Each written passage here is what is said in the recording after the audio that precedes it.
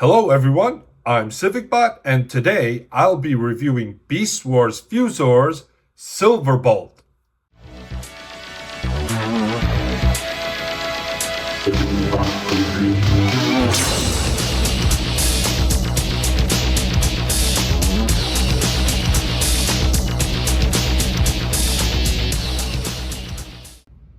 Silverbolt first made his appearance in Season 2, Episode 2, Coming of the Fuzors. I think my name is Silverbolt. Yes, pure, strong, and fast. He is shown to be loyal, brave, honorable, and chivalrous. It's my duty, ma'am, as a Maximal and as a heroic character. He even has his own superhero-esque theme song to pair with his cheesy one-liners. Stand back, citizen. Similar to the likes of Superman, Silverbolt's character is somewhat of a Boy Scout or White Knight, being vigilant in his cause, yet somewhat inexperienced. He holds his moral values high and will only resort to violence when forced to, though sometimes at his own expense. I'll shoot you. No, my heart tells me that you will not. Oh, yeah? You shot me! Silverbolt, along with Quickstrike, are known as Fuzors, a combination of more than one animal due to an error in their programming brought about by the alien storm. They're also the first Fuzors introduced to the Beast Wars series. Silverbolt, part wolf and part eagle, was infused with the golden heart of a noble knight and warrior. He takes pride in the task given to him. He's fierce in battle, but most of all, he loves to fight for the lady he loves, even though she's a Predacon. Being added to the show in Season 2 meant that Silverbolt had no prior relationship to the Maximals, and was actually discovered first by the Predacons, who invited him as their newest recruit. Excellent, yes. Welcome, my new Predacons. It wasn't until he saw the cruelty of the Predacons' ways and his inherently good-natured spark that he decided to join up with the Maximals, his true faction. Consider that my resignation from the Predacons, Megatron. Throughout the Beast Wars, Silverbolt is displayed as an excellent field soldier, despite his naivety, and helped to round out the Maximal cast with better fighters. He was usually assigned as air recon or for tracking, but he could also be deployed to the front line in battle. Looking at this figure, just like the other Transmetal figures, Silverbolt is fairly show accurate. There's a lot of detail in every segment of his body. You can even see his fangs, although I think they should have been painted white. As for the colors, I love the copper paint applications, from the fading of the wings to the solid copper on his lower legs. What I don't like is that there's too much gray when they could have painted certain sections silver, like the mechanical parts.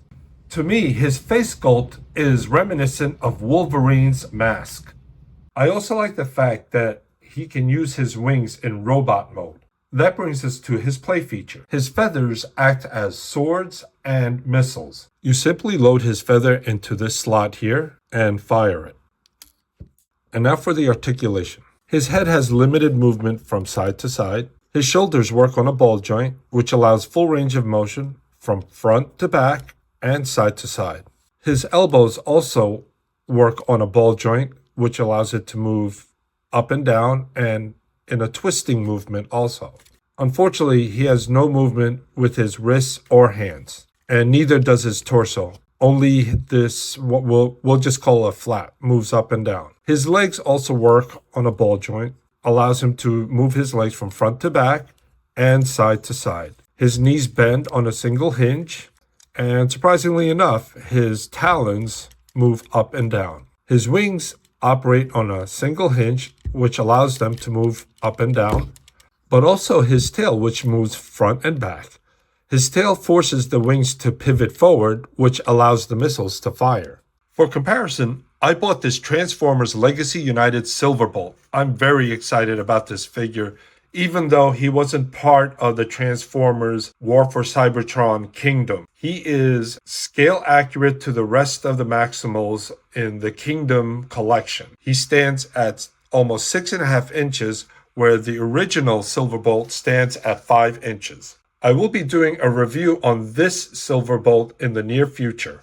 For size comparison, here we have Transmetal Cheetor right next to Silverbolt. They look great together, they complement one another, and wouldn't you know, they both fly. You got a flying dog and a flying cat. What are the chances? I will be doing a review in the near future of Transmetal Cheetor. And now for the transformation. I first start out with his arms.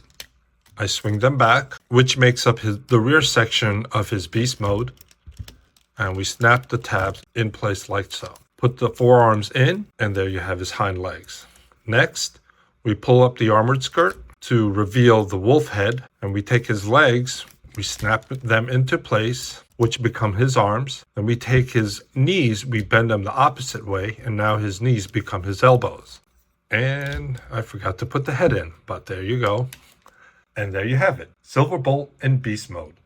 The concept of transforming robot animals is crazy enough, but the creators took another big step and made transforming mutant robot animals. This action figure was definitely created with his beast mode in mind, as his design appears correctly proportioned and highly detailed, making this almost mythical animal seem real. Speaking of which, you can see that his overall concept was inspired by the Greek myth of the griffin, a half-lion, half-eagle hybrid. Putting their own twist on it, the creators of Silverbolt chose striking features from a wolf and eagle to create a really well thought out and cohesive design.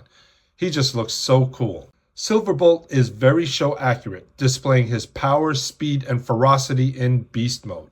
All his limbs still have the same articulation as in robot mode. The only difference is his hind legs. The wings also retain the same up and down movement, as well as his play feature when pulling his tail. What I don't like about this beast mode is that his wolf head has no articulation, nor does his jaws open or close, although there is excellent detailing with the mean yellow eyes and teeth painted white. Then there's this square hole in his rear section. What is that for? One can only guess. So in conclusion, Silverbolt was an amazing addition to the Maximals, and one of my favorite characters from the show. He was integral in providing air cover, extra firepower, and being the golden spark of the team. He made for a really interesting character despite his Boy Scout role, with his corny romantic lines, You don't know whether to kiss me or kill me. endless enthusiasm, Are we Predacons now? Do we destroy whatever does not fit our definition of perfection? and altruistic attitude. We should give them a chance to surrender. No. A great looking action figure that is certainly a must-have for Transformers collectors, unlike what happened to him in Beast Machines. He looked like a prehistoric turkey. My only gripes are the crotch tabs on the figure have gotten loose, the lack of head articulation in beast mode, and the oh so mysterious hole in his behind. Last but not least, I'd like to thank my son for doing all these videos for me.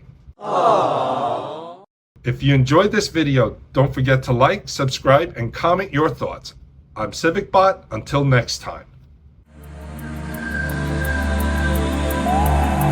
CivicBot domain.